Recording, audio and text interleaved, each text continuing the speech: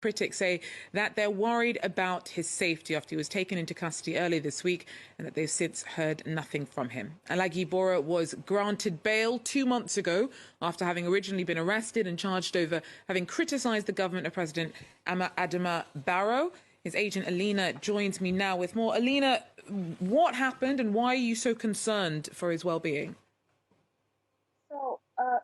Hi, Georgia. So Bora was initially arrested a couple of months ago after he made comments in his TV show about African leaders being the cause of military coups of bad leadership.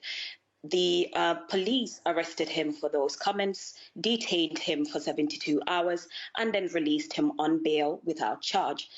And then last Tuesday, the police invited him again for questioning and arrested him immediately he got to the station. He has been detained since then without being charged or having access to family or lawyer. The latest arrest came a few hours after the president, Mr. Barrow, said in a political rally that he'd asked the police to revoke bails of critics and jail them.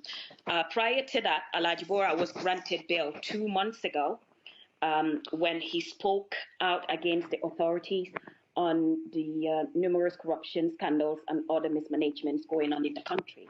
So presently, we do not know where he is. Nobody knows.